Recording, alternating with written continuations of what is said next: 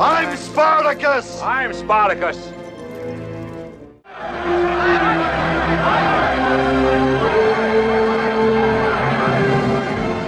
I Am Spartacus. Spartacus was not just a historical epic. It was a rebellion behind the camera. It was not a simple sword and sandal blockbuster. It was a battlefield where careers shattered and Hollywood power structures collapsed. Production erupts with feuds between actors, wild rewrites, battles for control, and political tension that threatens to tear the film apart. Today, you will discover 20 weird facts about Spartacus that reveal the chaos hidden beneath its polished surface. Fact number 20. The creation of Spartacus erupts into conflict from the first week of shooting. Director Anthony Mann expects a grounded, brutal visual style, but star Kirk Douglas grows frustrated with Mann's slow pace. It is not a creative disagreement. It is a power struggle. Douglas removes Mann mid-production and brings in a rising filmmaker named Stanley Kubrick. This decision sends shockwaves across the set. Crew members scramble to adjust to Kubrick's demanding perfectionism. What audiences do not know is that Kubrick reshoots large sections. Mann already completes erasing Mann's visual identity. The tension transforms the film into a split-personality picture part, Mann part Kubrick, yet neither director claims full ownership. This chaotic transition becomes the foundation of its strange, fractured legacy. Fact number 19. Kirk Douglas does not want a typical Roman epic. He wants a statement that breaks Hollywood norms. That is why he hires blacklisted screenwriter Dalton Trumbo under his real name at a time when using him openly risks destroying his career. It is not a small gesture. It is a rebellion. Studio executives panic. Producers argue. Public figures threaten boycotts. Douglas refuses to bend, demanding that Trumbo's credits stay visible on screen. This single act cracks the Hollywood blacklist wide open. What audiences do not know is that the tension forces secret meetings, late-night revisions, and frantic attempts to keep the production from collapsing under political pressure. Spartacus ends up becoming not just a film, but a turning point in American cinema. Fact number 18. The gladiator school scenes look brutal because the training is real. Extras and stunt performers practice with heavy metal weapons that bruise shins, split knuckles, and shatter shields. Kubrick pushes for authenticity, ordering longer takes and full contact rehearsals. It is not film choreography. It is controlled combat. Several fighters collapse from exhaustion under the hot lights. Kirk Douglas injures his hand after a shield strikes too hard during a wide shot. The production doctor pleads for safer methods, but Kubrick insists that realism matters more than comfort. What audiences do not know is that many performers keep quiet about their injuries, fearing they will be replaced. The result is a film that carries the sweat pain and physical sacrifice of real battle. Fact number 17. Laurence Olivier dominates every scene, but behind the camera, he battles insecurity. Kubrick pushes him relentlessly, demanding new line readings, new movements, and slower deliveries. It is not collaboration. It is combat. Olivier writes privately that he feels humiliated by the young director. On-set tensions escalate when Olivier claims Kubrick ignores his suggestions and blocks his performances with wide angles that remove his dramatic control. Crew members whisper about their Cold War. What audiences do not know is that Kubrick later wants Olivier to return for looping sessions, and Olivier refuses, forcing editors to salvage audio from alternate takes. This friction becomes part of the film's hidden texture, a clash of two titans struggling for creative territory. Fact number 16. Tony Curtis faces unexpected danger during the iconic Roman bath scene. The steam machines overheat the room, turning it into a suffocating fog chamber. Visibility drops. Crew members slip on wet marble. Curtis nearly faints between takes as the heat rises beyond safe levels. It is not an elegant cinematic moment. It is a hazardous environment disguised as luxury. Kubrick refuses to reduce the steam because he wants a dreamlike haze that makes the scene feel surreal and intimate. What audiences do not know is that this sequence takes multiple days to shoot, with Curtis stepping out after nearly collapsing from heat stress. The beauty of the scene hides the brutal conditions that the cast must endure. Fact number 15. Gene Simmons delivers one of her most emotional performances, yet her experience on Spartacus is a battlefield of exhaustion. The production schedule stretches far beyond what she expects. Long nights, brutal lighting, and constant reshoots drain her energy. It is not a gentle Hollywood set. It is a grinding arena. Kubrick demands multiple takes of quiet, intimate scenes, pushing Simmons to repeat the same gestures and expressions until her voice nearly breaks. Crew members later say she works harder than almost anyone on set. What audiences do not know is that Simmons cries in her trailer from fatigue, yet she returns every day with precision and grace. Her weary presence becomes part of the film's raw emotional core, giving her character a haunted truth that cannot be faked. Fact number 14. The epic battle between the Roman army and the rebel slaves becomes one of the largest practical war scenes ever attempted. Kubrick refuses to use miniatures or rear projection. He wants real soldiers, real formations, and real danger. Thousands of extras stand in tight lines under scorching heat, with horses charging past them. It is not movie magic. It is a logistical nightmare. Spanish soldiers hired as extras march with genuine discipline. Yet several riders fall during early takes, causing panic on set. What audiences do not know is that Kubrick reshoots portions of the sequence again and again, chasing the perfect rhythm of chaos and order. The finished battle looks grand because real risk pulses beneath every frame. Fact number 13. Charles Laughton gives a deeply layered performance as Senator Gracchus, but behind the scenes, he struggles with anxiety. Laughton worries that Kubrick sees him as difficult, and he fears getting cut from the final film. It is not a simple actor-director dynamic. It is a fragile psychological dance. Kubrick challenges Laughton with blocking new dialogue rhythms and sudden requests for alternative readings. Laughton pushes back quietly, often adjusting his performance in small, subtle ways to protect his interpretation. What audiences do not know is that Laughton secretly rewrites sections of dialogue at night to make scenes feel more natural. His fear drives him to craft some of the film's most memorable emotional beats under silent pressure. Fact number 12. The iconic scene where Spartacus declares his identity is not staged the way Kubrick originally intends. Early drafts show a quieter, intimate moment. Kirk Douglas rewrites it with a bold vision. He wants a massive emotional eruption with hundreds of men rising in defiant unity. It is not a subtle gesture. It is a cinematic revolution. Shooting the moment becomes chaotic with dust blowing across faces, extras shouting lines, and Kubrick trying to balance realism with clarity. What audiences do not know is that several takes are ruined when extras stand too early or forget synchronized timing.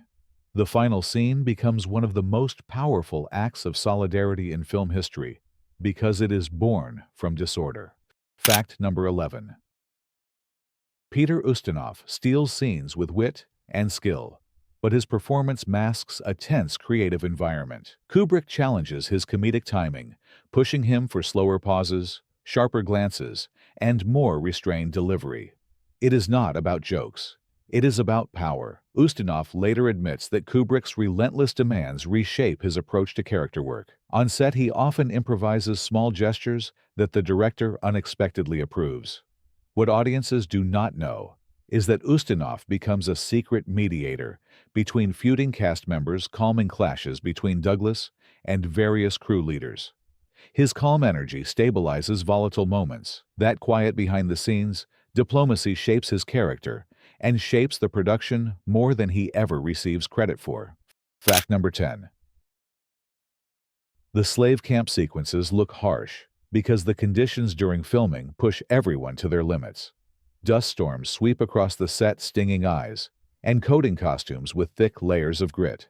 It is not movie weather. It is a hostile landscape. Kubrick orders long, continuous takes that force actors to stay in character, while sand lashes their faces. Several extras develop breathing problems, and production medics remain on standby. What audiences do not know is that the storm footage becomes so intense that Kubrick decides to keep much of it in the final cut to amplify the suffering of the rebels. This scene turns into a symbol of endurance, both on screen and off. And before we continue, go ahead, And like and subscribe, because the next facts dive into even darker production secrets that reshape how you see Spartacus forever.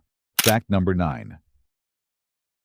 Stanley Kubrick and Kirk Douglas clash so fiercely over creative direction that their partnership fractures in real time.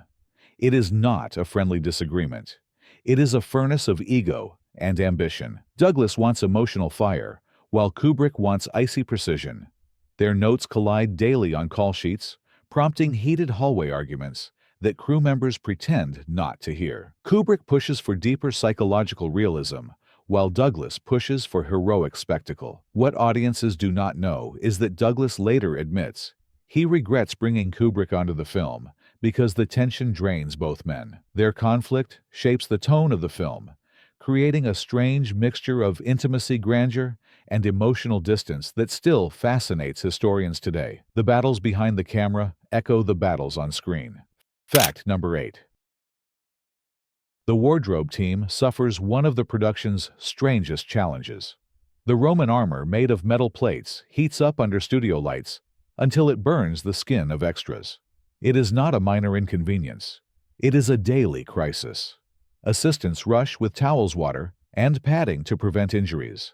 Some extras wrap cloth around their bodies even though Kubrick dislikes the look. During one chaotic afternoon, a row of helmets left in direct light becomes too hot to touch, causing a brief production shutdown. What audiences do not know is that the team experiments endlessly with new materials, softer alloys, and painted fiberglass to keep everyone safe. The final costumes look authentic because they are forged through trial pain and relentless innovation. Fact number 7. Filming the slave march across the countryside becomes a grueling emotional test for the entire cast.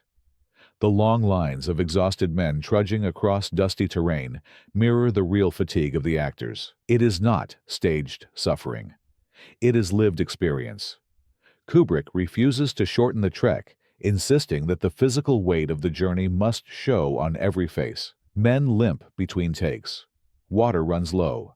Horses grow jittery under the heat. What audiences do not know is that the final long shots capture genuine exhaustion, because many performers spend hours walking without rest. This realism becomes one of the film's most haunting achievements. The march feels painfully authentic because reality and performance merge into one brutal image. Fact number 6. The massive interior sets built for Spartacus become so large that crew workers joke they are navigating an entire city. Yet their size creates serious problems. Sound echoes uncontrollably. Lights overheat. Shadows fall in unpredictable ways. It is not a controlled soundstage.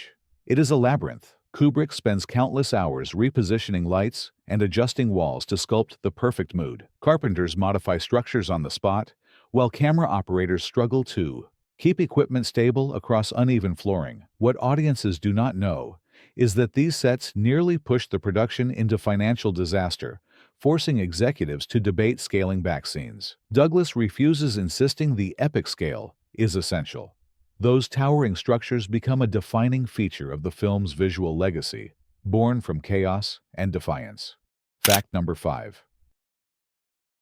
The arena sequences require hundreds of performers moving in precise formations, yet the choreography collapses repeatedly during early takes. Horses panic when crowds roar too loudly. Extras freeze when dust storms roll in. It is not smooth filmmaking. It is battlefield logistics. Kubrick pushes for wide shots that demand absolute synchronicity. Several stuntmen suffer minor injuries during chaotic clashes of shields and spears. What audiences do not know is that Kubrick originally wants even more violence, but the studio fears censorship backlash and forces him to tone down certain moments. The scale still feels monumental because the danger captured on film is real. Chaos breathes beneath the surface, and that raw power transforms the arena into one of the most unforgettable set pieces of classical cinema. Fact number 4. The emotional goodbye between Spartacus and Verinia becomes one of the most heartbreaking scenes, but its creation drains everyone involved. Kubrick demands dozens of takes, as Gene Simmons and Kirk Douglas struggle to maintain the intensity with each repetition. It is not a controlled emotional beat. It is a slow unraveling. Crew members watch in silence as Simmons' voice cracks, and Douglas' eyes grow red from strain. What audiences do not know is that the exhaustion makes the final take feel painfully authentic. The actors are not performing sorrow. They are living it. The weariness, the tremble in the breath, the slow collapse of hope all arise from real human fatigue. Kubrick's relentless pursuit of truth turns the moment into a timeless plea for dignity. Fact number 3.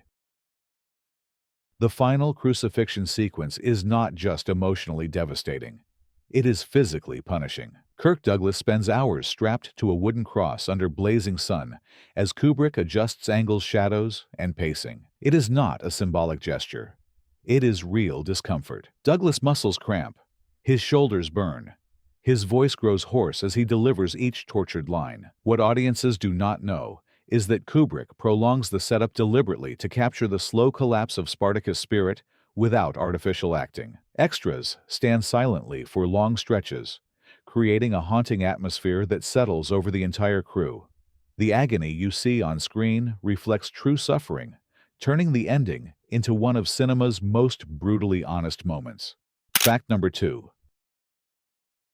Spartacus becomes a cultural earthquake, not because of its spectacle, but because of its political courage. The open crediting of Dalton Trumbo defies blacklisting practices and sends shockwaves beyond Hollywood. It is not a simple line on a screen. It is an act of rebellion. Television networks, newspapers, and political groups respond immediately. Some praise the bravery. Others attack the film as propaganda. What audiences do not know is that the studio secretly prepares for protests at theaters fearing unrest. Yet the public response grows into a turning point that accelerates the collapse of the blacklist. Spartacus becomes a symbol of artistic freedom, welded into a cinematic epic that refuses to hide behind fear.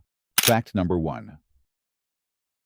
The film you see today is not the film Kubrick wants. It is a compromise forged through battles with producer stars and political pressure. Kubrick wants darker themes, quieter moments, and more ambiguity. Douglas wants heroism and emotional thunder. The studio wants spectacle and safety. Not unity, but tension shapes Spartacus. What audiences do not know is that Kubrick distances himself from the final cut for years, refusing to discuss it in depth. Yet the strange fusion of visions becomes the film's secret power. It stands as a fractured masterpiece, stitched together through conflict, ambition, and relentless will. Bonus fact. The most surprising truth is hidden in a vault for decades. A lost scene featuring Spartacus grappling with moral doubt is removed after test screenings. Because executives fear it makes the hero look too vulnerable, the footage vanishes. Not intentionally destroyed, but quietly forgotten during archive shifts. When reconstruction experts search through storage in later decades, they discover fragments that suggest the scene once deepens Spartacus' humanity. What audiences do not know is that Kubrick originally considers this moment essential. Its absence changes the emotional arc. Somewhere in cinema history, a missing piece of Spartacus still waits to be recovered, a ghost of the film that might have been. Spartacus endures because it rises from chaos, bruised by conflict, yet sharpened by passion. It is not merely a historical epic. It is a monument built from risk, defiance, and the human cost of ambition. Its legacy echoes far beyond ancient Rome, carried by artists who refuse to bow to fear. If you want more legendary behind-the-scenes revelations like this, make sure to like, subscribe, and join the rebellion of cinema lovers who never stop searching for the truth behind the camera.